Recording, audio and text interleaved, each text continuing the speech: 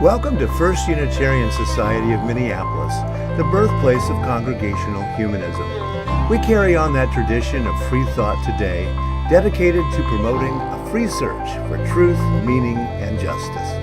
Our web address is firstunitarian.org. I'm David Breeden, Senior Minister. Welcome.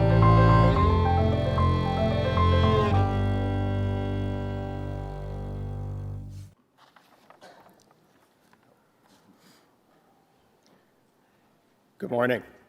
Good morning. All right. Welcome to our assembly for this Sunday, October 8th. I'm David Buckley. I'm joined today by Reverend Dr. David Breeden and our music director, Mike Vasich. Our choir will be up here. Whether you're joining us on site or online, we're glad that you're part of our gathered community. The theme for October is the gift of heritage. Come, let us gather in community.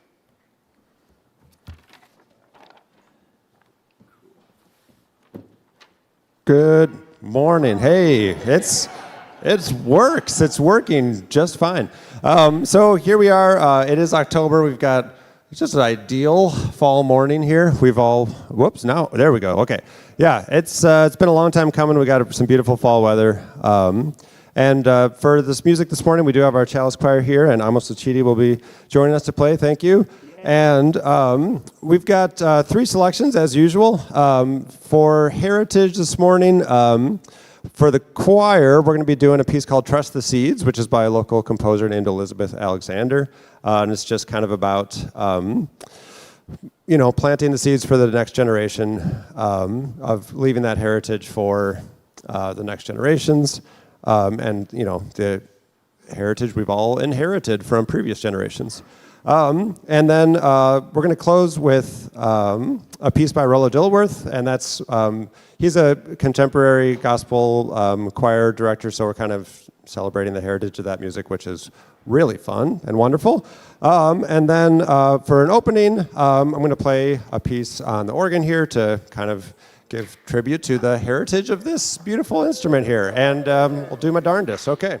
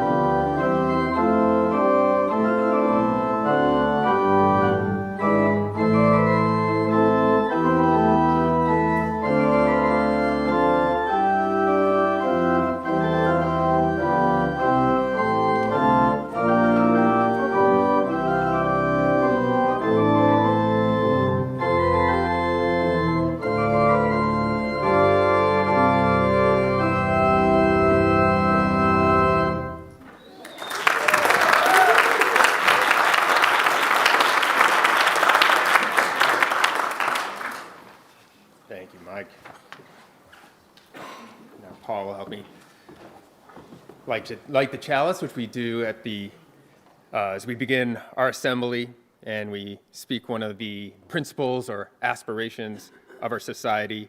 And if you would say it with me, the words should be on the screen there.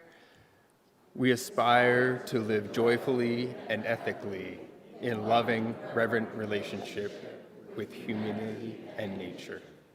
Thank you. And then we'll have another song, right? There we go, yes. Yay. So we're going to have our Chalice Choir help lead this congregational song, and you are invited to stand and sing as you are able, and the text will be up on the screen here.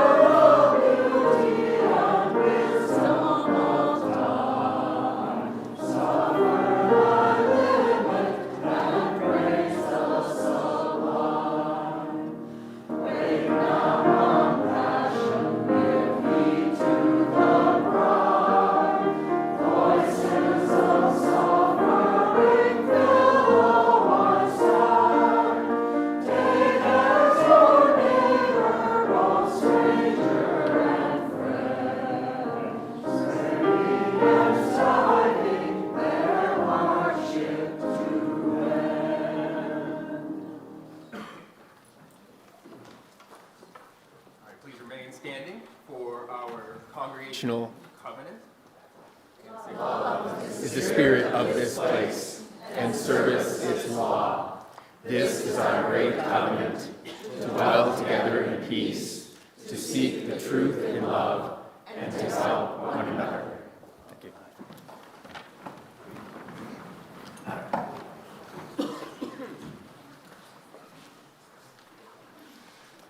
First Unitarian Society is a congregational humanist community, which means we are here for each other, our neighbors, and our planet. When we gather on Sundays, we take a few moments to reflect on the human experience, the joys, the sorrows, the milestones. We do this so we stay in touch with our own humanity and to remind ourselves of the value of a moment of stillness.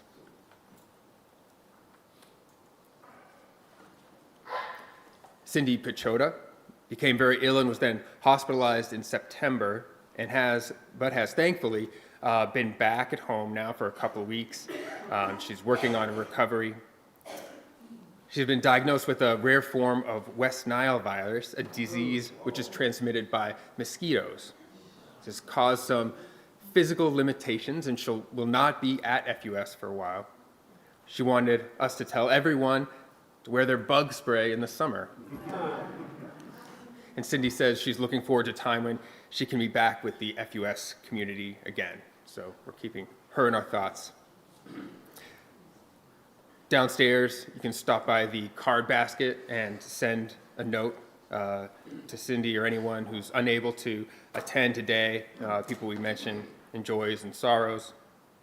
Now we take a few moments to reflect on those in our world who work to comfort the suffering and who work for justice.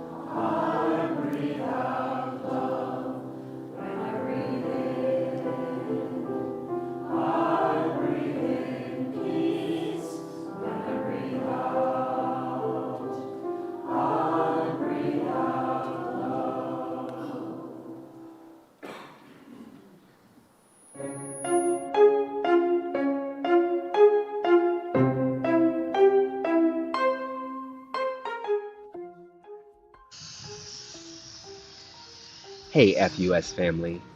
J Exodus here, the Minister of Lifelong Learning, as well as the host of Ethical Exploration, or what you have also called E squared, or sometimes some of you called it, I think, E2. Well, really excited to share with you that it has finally arrived that next Sunday, do all you can to bring all of your energy, all of your curiosity, and all of the things that make you fully human into our space. We will kick off ethical exploration with ethical explorers and getting our young minds together and getting our young at heart together in order to explore and learn values that hold and bring our congregation together. So excited to share this with you. I hope to see you next week. Thank you so much. Excited to be with you all. Take care.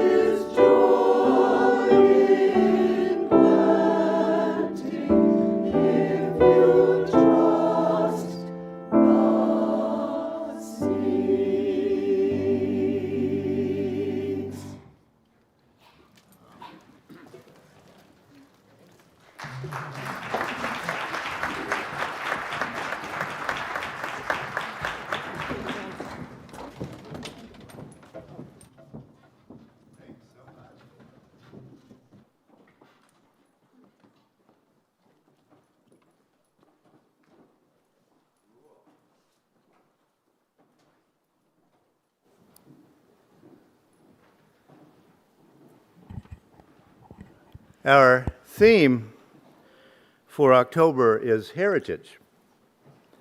And I'll be talking this month about the past and the present and, some ways toward a possible future for First Unitarian Society. When I consider the history of ideas or institutions, one of my questions always is, what is the through line? What is the why of an idea, a concept, or an institution? In the case of First Unitarian Society, what has been of central importance for the people here since 1881? What is it from then till now? I spend my time on this with you because human life is so short, human memory is so short, that we lose valuable details just with the passing of time if we don't share them. We lose the history of what makes us, us. Micro-history, I suppose we can call it, because I'm looking at details, the details of larger events, because that reveals the humanity in the events. And by so looking, we discover that it isn't the giants of the earth that make the difference around, but just like people just like us. Last week, I stuck with the abstract concept of change as a through line for First Unitarian Society. Our people have always believed in change, personal, religious, and social. In the terminology of theology, this ability to change both self and society is called human agency. It answers the questions, what can a human being do in this reality? What can we actually achieve? Now, the growing concern among several Protestant denominations that being religious meant that you had to bring the kingdom of God down to this earth. This became a central concern in the late 19th century. We call it the social gospel movement, and it's really the moment of separation between what we call fundamentalism, that would eventually become the evangelical end of Christianity, and the liberal religious end of Christianity. That was beginning to pop apart in the late 19th century, and you were a liberal, and therefore what was known at the time as a modernist, or you were a fundamentalist at that time. So, what is going to happen in this religious landscape? And that is where First Unitarian Society comes from. According to the Articles of Incorporation from 1881, and yeah, you don't want to try to read that, right?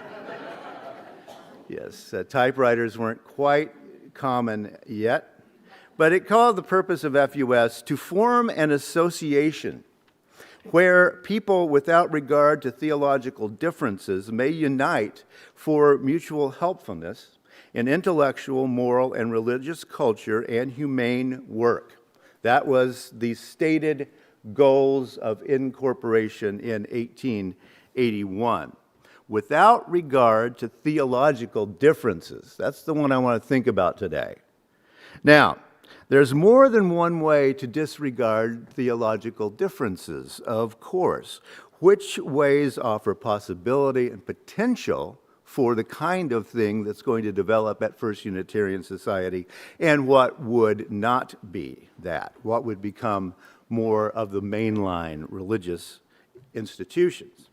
In the late 19th century, the U.S., in the Midwest, right here, there was a whole lot of uniting going on in those days.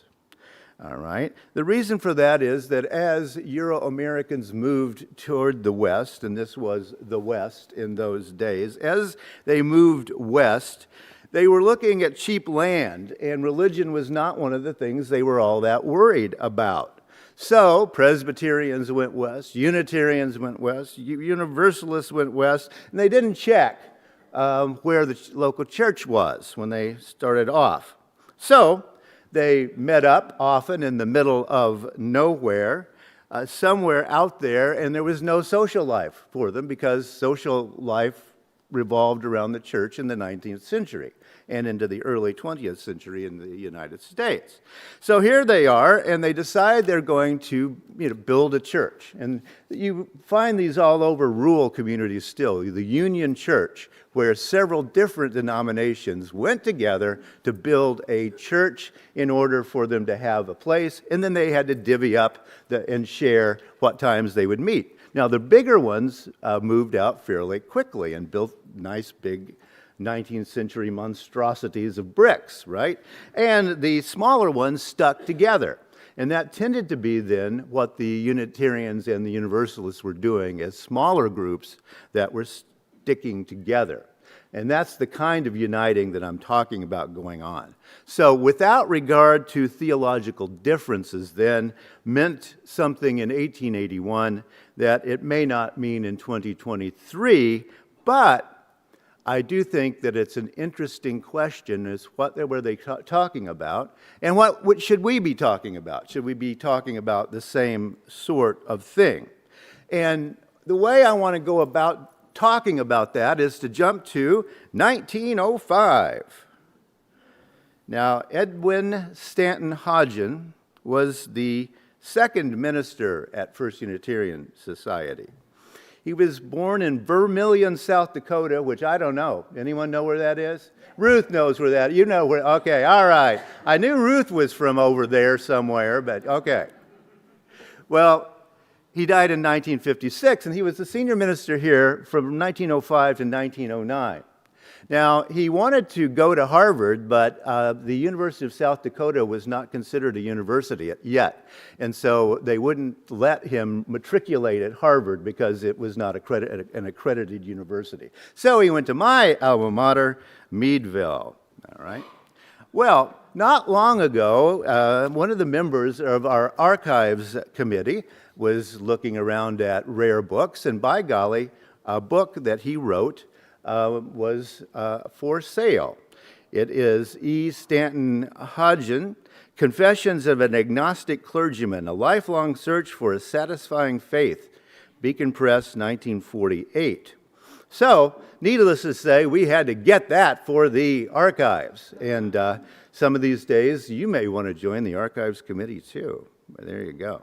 So he was invited as a candidate in 1905 to fill the space left by Henry Simmons, who was our first settled minister here. I'll talk about him in the coming weeks. He was the first settled minister at First Unitarian in Madison, Wisconsin, and then he came here to help form this congregation, right? So Hodgin wrote of the people of FUS in 1905 that they were, quote, on the march, people unsatisfied with the present order and strenuously searching for something new, end quote. So, change-making, as I was saying last week. First thing he notices about the people here. Now, for a little bit of background, those of you who are not history buffs, 1905, Teddy Roosevelt was the president, and the city of Minneapolis had 46,000 people in it. So about 10% of the number that we have today. So a smaller city, all right? Now, speaking of the Minneapolis of 1905, Rev. Hodgin wrote this: those who wanted a liberal church with the emphasis on church could readily find a home in one of the Universalist societies. There were 4 of them at that time, all right? There were, however, he writes, a goodly number who were not theological nor ecclesiastical, but were nonetheless religious and who desired religious nurture. These drew together into a distinctly secular organization called the Liberal League. This was the forerunner of the Unitarian Society that has not lost its secular character in more than 60 years of its existence. He was writing this in 1947. All right. So pronouncedly non-ecclesiastical in character was the society when I first appeared on the scene that some of the members would not enter the auditorium until after the short preliminary service was over. This this continues, some of you know, for some time, so that up there in the balcony used to be the martini and cigarette section, right? So this has been going on for a few years now. When I introduced a simple, responsive service, it was vigorously opposed by a few, although it was wholly ethical in character. 2/3 of it being selections from the writings of Ralph Waldo Emerson, whose bust occupied a niche in one corner of the auditorium. So even Emerson was too religious, all right? The only time in my ministry that I seemed to lean toward conservatism was during my stay in Minneapolis. And if any of you have been around here for a while, you too have felt this. Sometimes you just feel conservative here, right? Now, I want to notice a few things about these observations that he made, all right? A small thing, but an important through line, is he used the term auditorium in 1905. From the first, FUS has not had a sanctuary. And the telling remark, the Unitarian Society that has not lost its secular character in the more than 60 years of its existence, we have always called things differently, right? We have always had songbooks and an upper and lower auditorium since we've been in here, etc. Now, yes, that's silly. The 7 words we can't say is one of the things that we joke about. It's silly and it's not silly, if you really want to underline the fact of complete secularity, right, which people here have always wanted to do, right? What is this, then, this religious that he speaks of? He says, a goodly number who were not theological nor ecclesiastical, but were nevertheless religious, and who desired religious nurture. So it's wholly ethical in its nature. It's secular. But these people are looking for something religious. So what the heck did that mean at the time?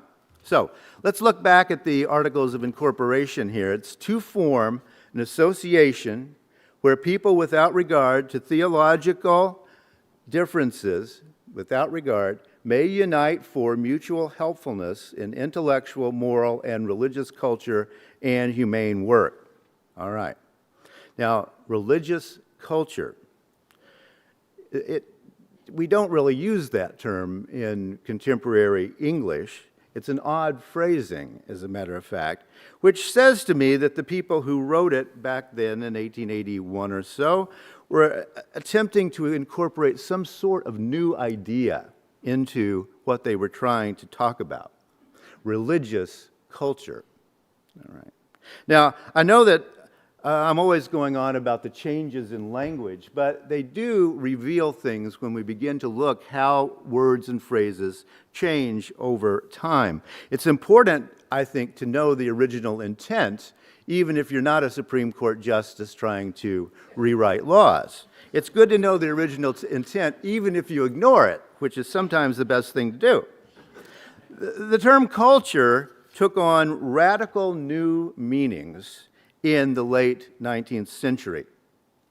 Earlier in time, the term culture had meant something like, we say cultured nowadays, right? As in high culture, right? Haute couture, right? In that phrase. We still have it, but we don't use it as much as we once did. But the new discipline of anthropology at that time was broadening the term culture into different ways of thinking about different groups and cultures. We put an S on the end of it in the late 19th century. And we talked about cultures being cultured or not cultured. It wasn't nice of us to do that, anthropologists spreading across the world, but that was coming back into the way of thinking in those days. In 1881, the people of FUS were congregating for the purpose of mutual helpfulness in looking at religious culture meaning, I think, basically what we nowadays mean by the philosophy of religion.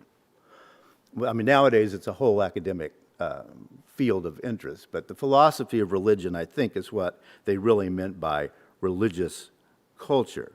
And herein lies a fundamental, pun intended, a fundamental difference between Unitarian thinking as a through line and the way Unitarian Universalism developed other places in the United States. We always have retained a fundamental skepticism about what we would call revealed religion. In other words, we don't tend to believe in it, right?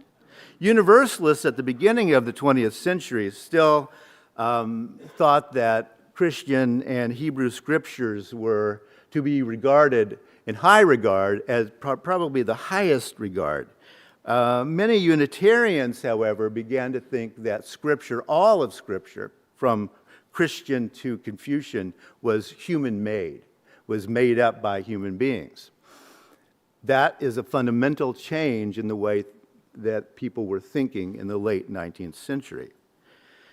This is part of my thinking concerning our religious education here.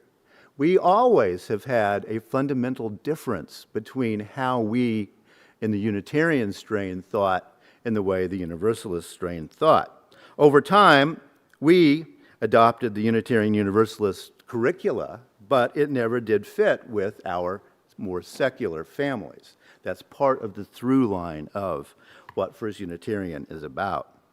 From an old line Unitarian perspective, there is no beyond human truth. That is essential to Unitarian thinking. There is no beyond human thought. Now, we don't always know what we're thinking, but we just don't see that it goes beyond that. That we trust in the human conversation, the den of conversation, as I call it, to reach out and find our truths. It's a very important distinction. I will try to make it a little clearer.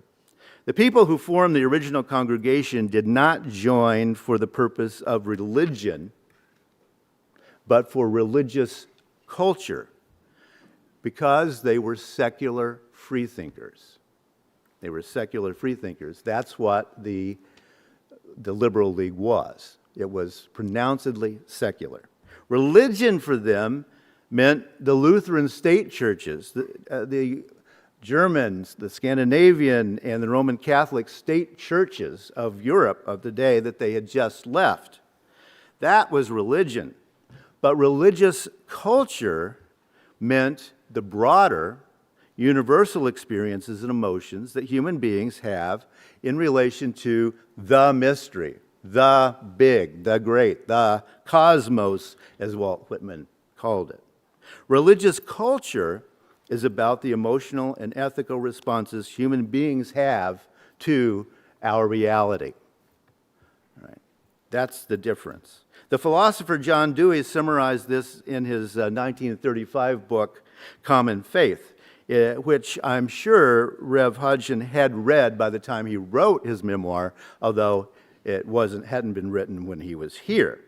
John Dewey, a founding humanist, believed that religious, O-U-S, right, religious feelings and experiences are not exclusive to any human group. It is a human emotion that is across the board, is the way he thought of it. But he also thought that religious meant being aware of everything around us all the time, from day to day, moment to moment.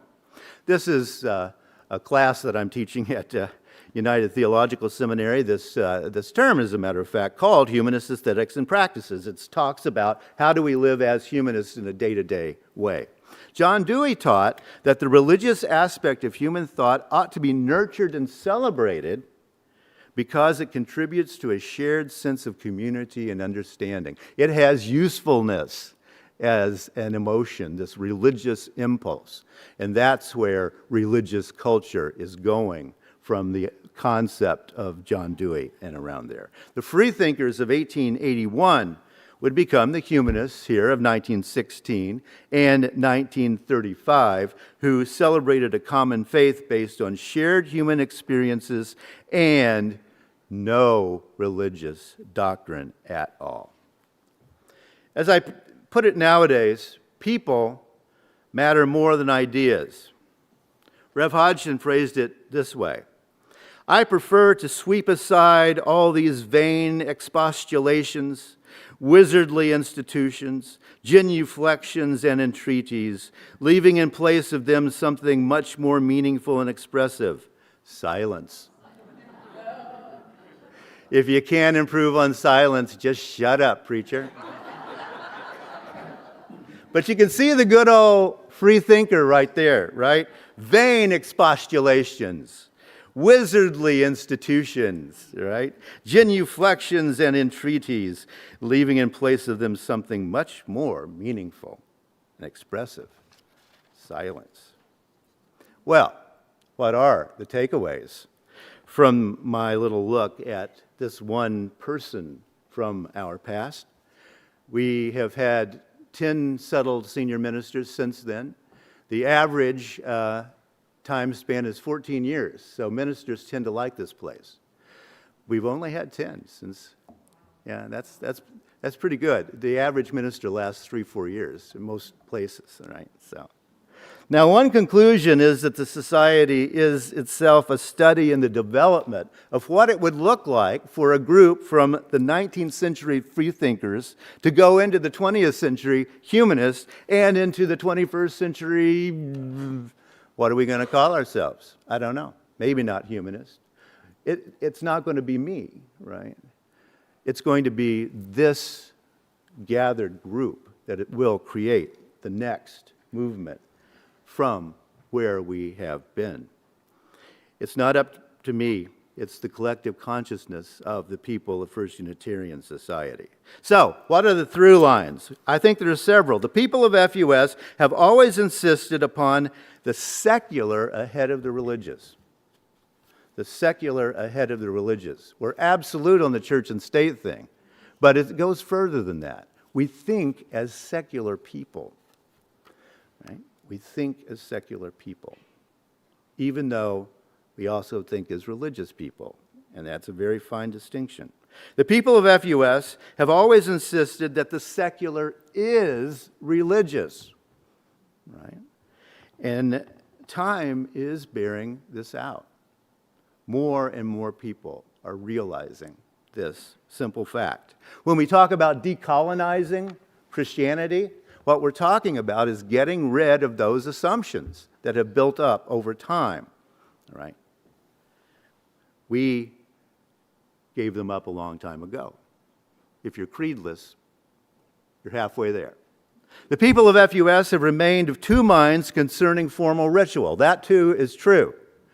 You know, we still have people who object to having one sort of religious symbol in the building, the chalice, right? We do that, but it is a little odd. It is a ritual. And we do have people who still wonder about that. All right. We have questioned it because, one, are we doing woo-woo here? Are you trying to conjure something? You know?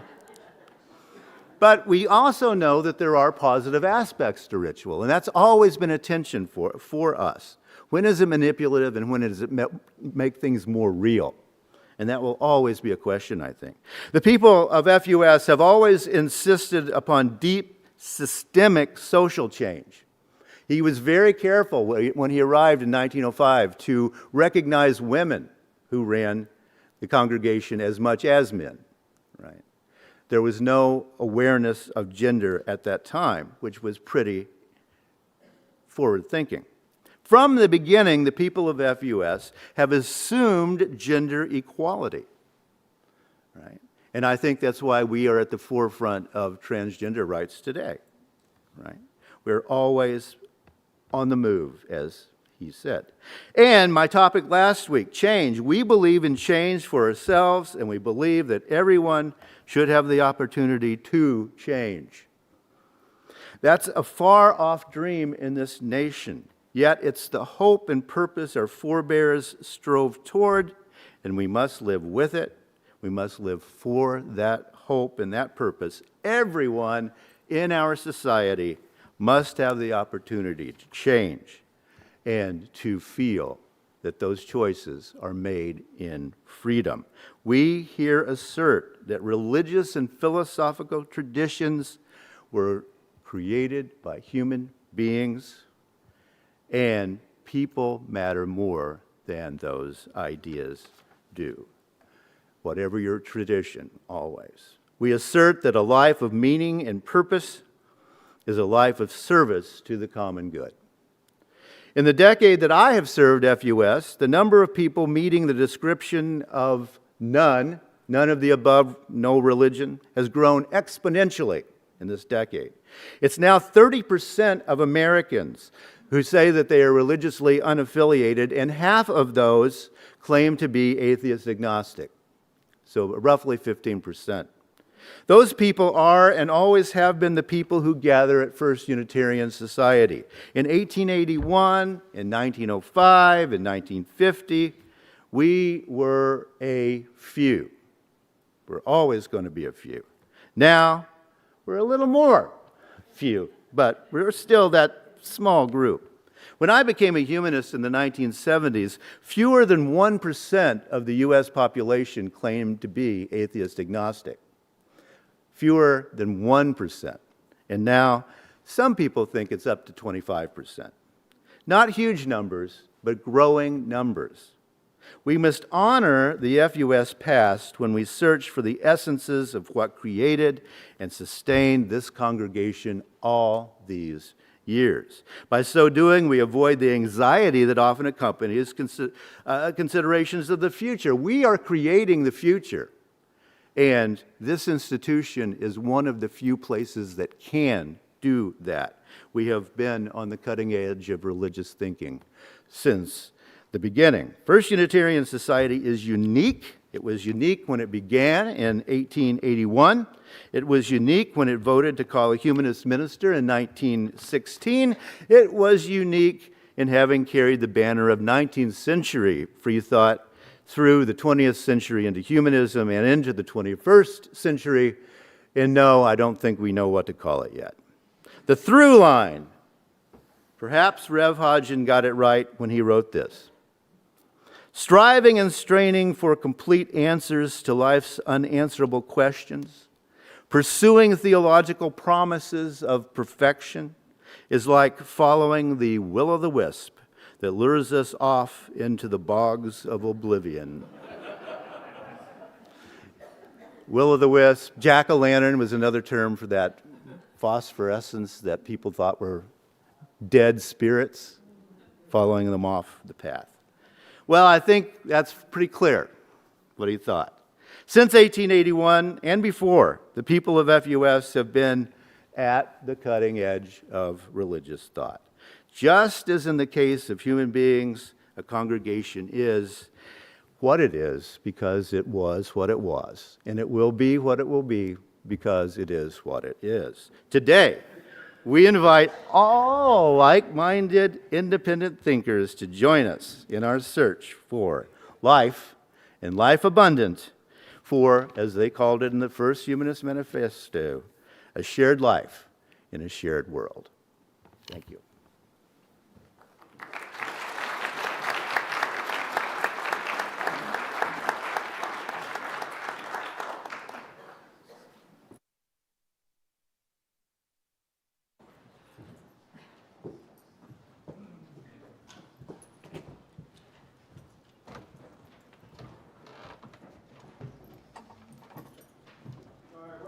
Once again, going to have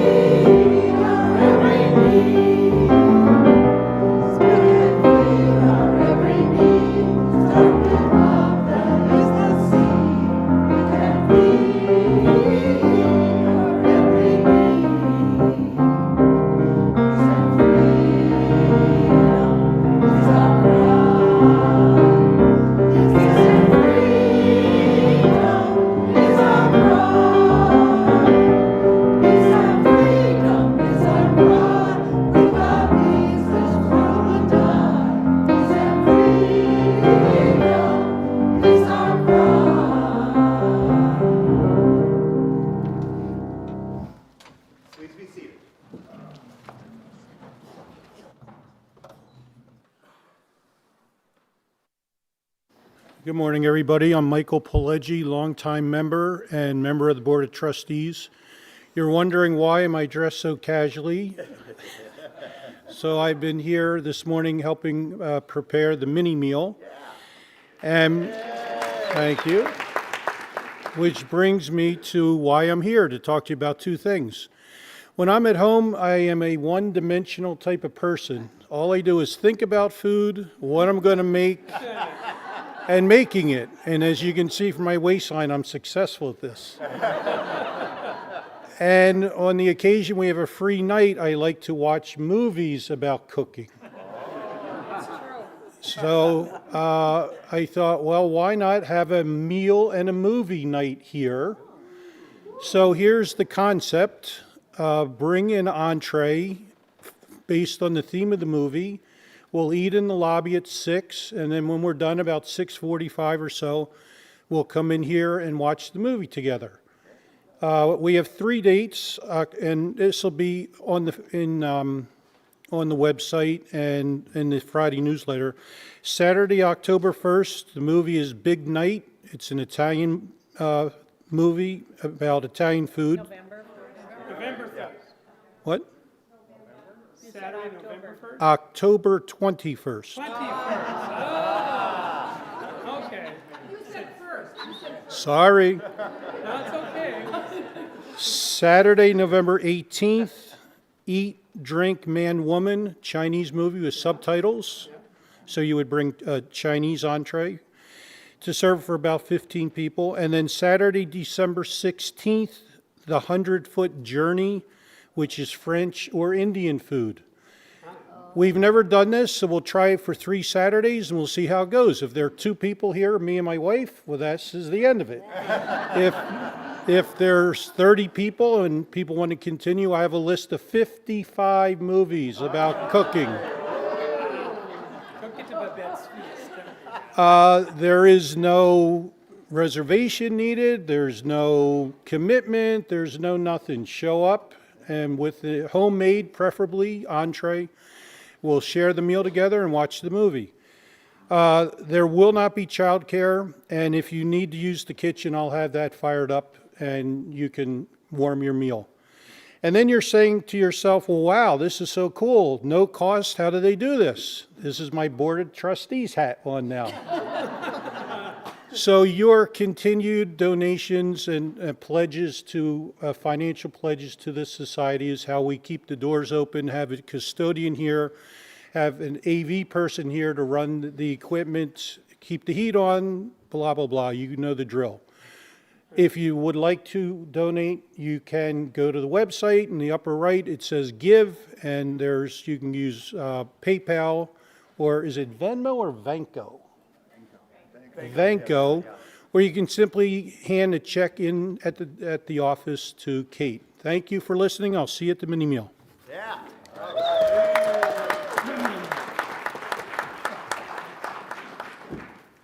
Announcements. Well, we had something big going on yesterday. Come on up, Suzanne. And yes, I went home empty-handed, weeping again. I was this close. Hello, everyone. We had a wonderful chili cook-off yesterday. The music was incredible. The chili was incredible. We had 12 different types of chili, so lots of different types. And then everyone who came to eat got 3 different tickets, so they were able to vote for whichever one they preferred. And so we had 2 winners. Here in second place, we have Lisa Green, who made a chicken chili. It was pretty special because it was her birthday, and I was honored that she chose her birthday to come hang out with us at the chili cook-off. And then very, very excitingly, the next slide, please. Our first place winner is Samuel Carter there, and he got help with his family. He signed up for the chili cook-off. I believe they purchased a crock pot for the occasion. And if he's not currently there right now, he did help with mini meal this morning because they recruited him for being such a great chef. So thank you, everyone. Thanks, Suzanne, and for everybody who made that a very special thing yesterday. And speaking of mini meal, today it is cheesy sausage and hash brown bake, or creamy broccoli garbanzo stew, which is vegan, or can't be beat chocolate cake, which is vegan. So there you go. Yum. And join us downstairs if you are in the building. Now, for several months, the task force has been meeting to consider options for updating this beautiful upper assembly hall, which is what we call it here, traditionally from all these years. Yes, we're going to talk, they've been talking about the flooring, the lights, the paint, etc. The task force, which is made up of FUS volunteers, has been asked by the FUS Board of Trustees to make recommendations, and they're looking for everybody's input because we are a democratically governed institution. Now, there's going to be an engagement series today at noon right here in the Upper Assembly Hall, also next Sunday if you aren't here today. Also, mark your calendars. Coming up, the Coffee House Cabaret on that Saturday, October the 28th at 7 p.m. It's amazing how much talent we've got around here. And so come and watch or let your talent out. And it should be a good time. You can keep up with all the things that are going on at First Unitarian Society by signing up. The best thing to do, go to our website, sign up for our Friday update at the bottom of that page, and therefore you'll be able to keep up with all the things that are going on at First Unitarian Society. Thanks. Take it away.